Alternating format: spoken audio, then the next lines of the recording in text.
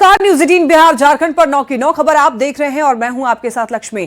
इस वक्त एक बड़ी खबर मिल रही है भागलपुर से। जुडिशियल मजिस्ट्रेट की पत्नी को गोली मार देने की खबर मिल रही है। जी हां, झारखंड के गोड्डा में कोर्ट से लौट रही थी वंदना कुमारी, अपराधियों ने गोली मारकर घायल कर दिया। बताते चलें आपको, घायल महिला का इलाज जवाहरलाल नेहरू चिकित्सा अस्पताल में किया जा रहा है। घायल महिला का यह कहना है कि ससुराल वालों ने घटना को अंजाम दिलवाया है, दहेज के कारणों से गोली मारी गई है। घायल वंदना कुमारी के पति संतोष कुमार शाह समस्तीपुर में जुडिशियल मजिस्ट्रेट हैं और पति के द्वारा 15 लाख रुपए दहेज की मांग की जा रही थी, जिसको लेकर महिला कोर्ट में मामला दर्ज कराया गया था। ये घायल महिला का कहना है कि उनकी शादी 2019 में कहलगांव के रहने वाले संतोष कुमार के साथ हुई।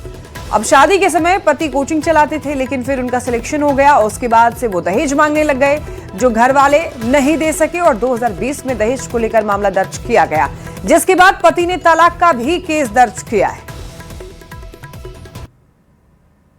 मेरे ससुराल वाले काहे हमें नहीं रखना चाहता है। हाँ दहेज मांगता था। हाँ। मेरे पिताजी के द्वारा दहेज नहीं दिया गया, हाँ तो हम भरण पोषण का केस किए थे। हाँ पति अपने पास नहीं रखता था, उसी का तारीख था, उस तारीख पे हम गए थे। उसी से घर लौटते सड़क हमें मारा है, हमको गोली। कौन मारा? मेरा ससुराल वाले। कौन मारे देखे नहीं? देखे, 2 आदमी था। हाँ पीछे एक बाइक चला रहा था, एक पीछे बैठा था। पीछे वाला आदमी मारा है गोली हमको। चलते हुए बाइक से मार के फिर आ रही है। क्या चीज का झंझट है? दहेज मांग रहे थे। कितना? 15 लाख रुपया। कहाँ शादी हुआ था? कहलगांव सिकड़गढ़ टोला। पति क्या करते हैं? जिस समय शादी हुआ था उस समय मेरा पति कोचिंग चलाते थे भागलपुर में। और अभी? उसके कुछ दिन के बाद जुडिशियल मजिस्ट्रेट बन गए वो। कहाँ है अभी? अभी उसका पोस्टेड समस्तीपुर में है। क्या नाम है उनका? संतोष कुमार शाह। 2019 में हाँ, कहाँ? कहलगांव। कहलगांव में। क्या करते थे लड़का? लड़का कोचिंग कराता था, पढ़ता था। और उसके बाद? उसके बाद कुछ दिन के बाद उसका सिलेक्शन हो गया। किस चीज में? वही मजिस्ट्रेट में। हाँ। जुडिशियल मजिस्ट्रेट है। हाँ तो हम लोग के पास दहेज मांगने लगा। हाँ पैसा दीजिए तब रखेंगे। हाँ। इसको बढ़िया से नहीं रखने लगा। और ज्यादा जानकारी के लिए न्यूज 18 संवाददाता आशीष हमारे साथ जुड़ चुके हैं। आशीष, दहेज प्रताड़ना का बहुत ही निंदनीय मामला सामने आया है। अब इस मामले को लेकर क्या पुलिस के संज्ञान में ये मामला है? पुलिस का क्या कहना है इस मामले में? क्या एक्शन पुलिस की तरफ से लिया गया अभी तक?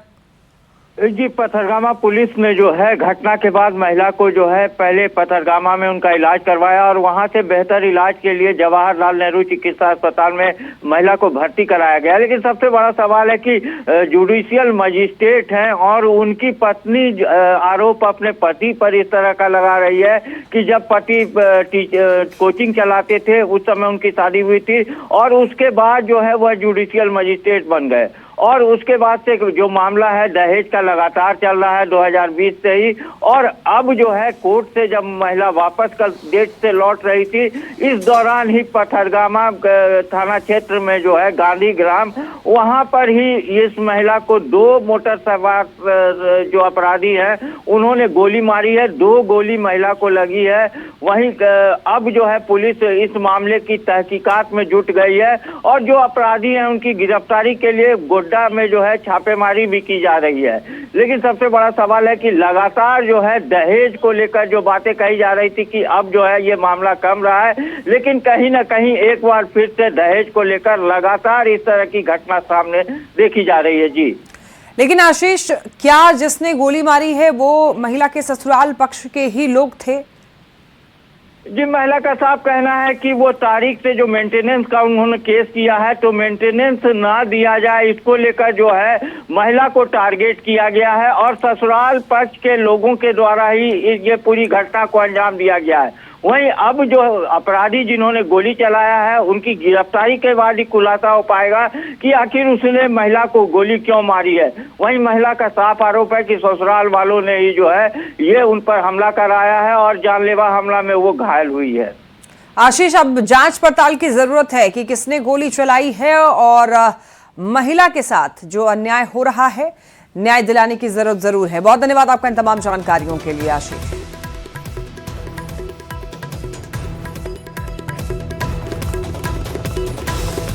देखते रुक करेंगे एक बड़ी खबर की ओर। सूत्रों के हवाले से एक बड़ी खबर मिल रही है, तेजस्वी यादव कार्यकारी राष्ट्रीय अध्यक्ष बनाए जा सकते हैं। आरजेडी से इस वक्त की बड़ी खबर मिल रही है। लालू प्रसाद की तबीयत बिगड़ी और बिगड़ी तबीयत को देखते हुए आरजेडी ये फैसला ले सकती है। 25 जनवरी को आरजेडी द्वारा बुलाई गई कार्य समिति की विशेष बैठक में यह फैसला लिया जा सकता है। तो 25 जनवरी को एक बैठक होगी और उसमें खबर ये मिल रही है, इस पर फैसला हो सकता है कि तेजस्वी यादव को कार्यकारी राष्ट्रीय अध्यक्ष बनाया जाए आरजेडी का। तो लालू प्रसाद की तबीयत अब देखते हुए ये डिसीजन लिया जा सकता है। ये फैसला 25 जनवरी को हो सकता है। आरजेडी द्वारा बुलाई गई कार्य समिति की विशेष बैठक में ये फैसला होगा। आपको बता दें कि 25 तारीख को एक बैठक होगी आरजेडी की और इस कार्य समिति की विशेष बैठक में फैसला लिया जा सकता है। आपको बताते चलें, आरजेडी से जुड़ी इस वक्त की बड़ी खबर, बड़ी महत्वपूर्ण खबर है ये। तेजस्वी यादव कार्यकारी राष्ट्रीय अध्यक्ष बनाए जा सकते हैं। ज्यादा जानकारी के लिए न्यूज 18 संवाददाता हमारे साथ जुड़ रहे हैं, अमित कुमार हमारे साथ जुड़ रहे हैं। अमित, अब देखिए आरजेडी की इस वक्त सबसे बड़ी खबर मिल रही है सूत्रों के हवाले से, जरा आप ये बताइए कि तेजस्वी यादव को कार्यकारी राष्ट्रीय अध्यक्ष बनाए जाने की खबर मिल रही है। बिल्कुल लक्ष्मी, देखिए लालू प्रसाद यादव चूंकि राष्ट्रीय अध्यक्ष हैं, लंबे समय से वो राष्ट्रीय अध्यक्ष हैं, लेकिन हालांकि उनकी जो तबीयत है वो लगातार जो है वो बेहतर नहीं रह रही है, तबीयत उनकी ख़राब रह रही है और इसी को ध्यान में रखते हुए आरजेडी ने ये निर्णय लिया है। अंदर खाने की खबर जो है उस सूत्रों के हवाले से वो यही है कि तेजस्वी यादव को आरजेडी जो है वो कार्यकारी अध्यक्ष वो मनोनीत कर सकता है। हालांकि इस पर जो मोहर है वो 25 तारीख को आरजेडी की तरफ से जो कार्यकारिणी की जो बैठक बुलाई गई है, विशेष बैठक, उसमें लगने की जो है आसार है। चूँकि तेजस्वी यादव जो है वो लगातार पार्टी के बागडोर को संभाले हुए हैं और लालू प्रसाद यादव ने भी खुद ही कहा है कि तेजस्वी यादव का जो निर्णय होगा वो पार्टी के सभी नेताओं को मानना होगा।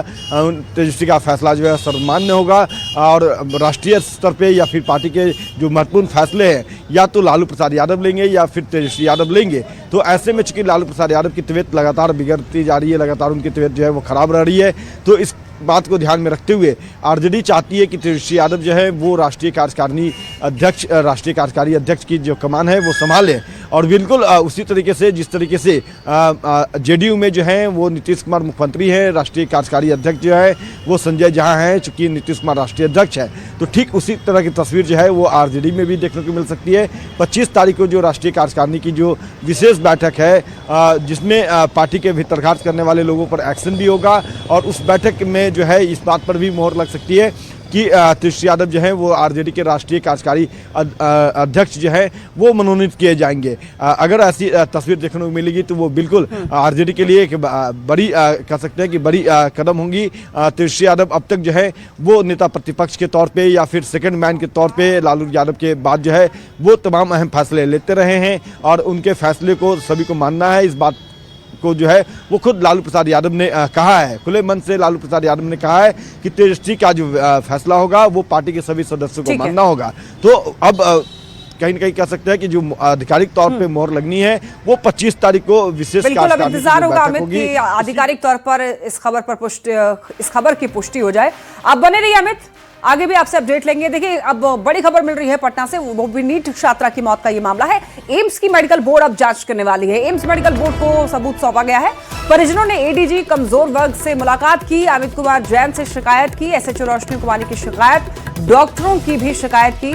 एसएचओ और डॉक्टरों पर गंभीर आरोप लगाया गया है। छात्रा का कपड़ा मांगा गया तो जवाब में यह कहा गया कि उन कपड़ों को फेंक दिया गया है। मकान मालिक को पुलिस ने जेल भेज दिया है। इस मामले में हॉस्टल संचालक पर पुलिस मेहरबान क्यों है, ये सवाल बार बार उठ रहे हैं।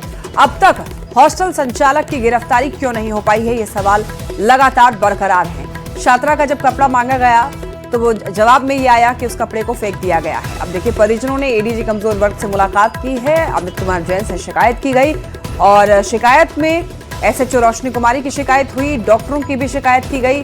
इतना ही नहीं, एसएचओ और डॉक्टरों पर गंभीर आरोप लगाए गए और परिजनों ने यह बताया कि छात्रा का जब कपड़ा मांगा गया तो जवाब में मिला कि उसे फेंक दिया गया।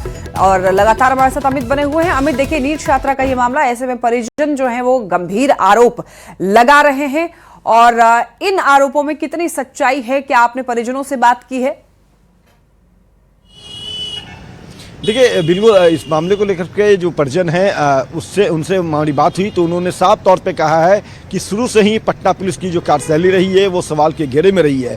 जब भी परिजन जो है वो जो घायल छात्रा थी जिनके साथ रेप की घटना हुई थी और इस बात को लेकर के शिकायत जब स्थानीय थाना चित्रकूट नगर की जो एसएचओ है रोशनी कुमारी उनसे करने जब परिजन गए तो उनका टालमटोल रवैया जो है वो शुरू से देखने को मिला। पहले जो है जो छात्रा है उनका इलाज डॉक्टर प्रभात मेमोरियल हॉस्पिटल में जो है वहाँ चल रहा था। उसके बाद फिर दूसरे हॉस्पिटल में ले जाया गया जहाँ पे उनकी स्थिति और बिगड़ती चली गई। जब उनकी मौत हो गई तो परिजन जो है उनका आक्रोश फूटा और परिजनों ने साफ तौर पे कहा है कि जब मृतका हैं उनके कपड़े पर जो खून के निशान थे, परिजन चाहते थे कि उसकी विधिवत जो है वो साइंटिफिक जाँच हो, FSL से जाँच हो। और इसी को लेकर के जब वो दबाव बनाने लगे उन जो मृतका है उनका कपड़ा जब वो मांगे तो जो थानादार हैं जो पटना पुलिस की जो चित्रकूट नगर के एसएचओ है वो और डॉक्टरों ने कहा कि वो कपड़ा फेंक दिया गया है, चूँकि वो खून से लथपथ था तो वो कपड़ा फेंक दिया गया। जबकि परिजन चाहते थे कि उसकी FSL जांच हो, विधि विज्ञान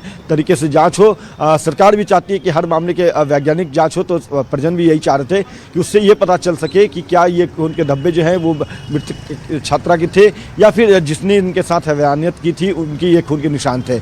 लेकिन पुलिस की कार्यशैली जो है वो ढुलमुल रही और लापरवाही के कारण ये तस्वीर जो है वो सामने आई है। लगातार परिजन जो है उनका आक्रोश बढ़ता जा रहा है। परिजन अब चाहते हैं कि पूरे मामले की CBI जांच हो। लेकिन सबसे अहम सवाल और सबसे बड़ा सवाल ये है कि जब कोई मामला है और उसमें जो पीड़ित बिल्कुल अमित, तो कह सकते हैं कि पुलिस अधिकारी शुरुआती पुलिस अधिकारियों और डॉक्टरों की ढुलमुल रवैये की वजह से परिजन काफी परेशान हुए और सवाल लगातार उठाए जा रहे हैं। बहुत धन्यवाद आपका इन तमाम जानकारियों के लिए। और इस वक्त एक बड़ी खबर, सोनपुर में सरिता हत्याकांड से जुड़ी हुई गाड़ी से शव फेंकने का यह मामला। दरोगा की गाड़ी से मिले अहम साक्ष्य, FSL की टीम ने जुटाए साक्ष्य, लैब में भेजे गए हैं सभी साक्ष्य। गाड़ी में मिले सरिता के बाल के सैंपल, पिता के दरवाजे पर फेंका था बेटी का शव, सत्येंद्र ने किया था दरोगा की गाड़ी का इस्तेमाल। तो देखिए यहां पर भी ये भी दहेज से कहीं ना कहीं जुड़ा हुआ मामला है। बताया ये जा रहा है कि गाड़ी से जो शव फेंका गया उस गाड़ी से अहम साक्ष्य मिले हैं, वो गाड़ी दरोगा की बताई जा रही है और वहां से FSL की टीम को अहम साक्ष्य मिले हैं और उन साक्ष्य को लैब भेजा गया है। गाड़ी में सरिता के बाल के सैंपल मिल गए हैं, पिता के दरवाजे पर बेटी का शव फेंका गया था, वो वीडियो भी काफी ज्यादा वायरल हुई थी। अब देखिए बताया जा रहा है कि सत्येंद्र ने दरोगा की गाड़ी का इस्तेमाल किया था। इस पूरे मामले में जांच पड़ताल की जा रही है। लगातार सवालों के घेरे में है दरोगा जिनकी गाड़ी का इस्तेमाल हुआ है। और इसी के साथ इस बुलेटिन में फिलहाल इतना ही। खबरें लगातार जारी है, आप देखते रहिए News 18 बिहार झारखंड।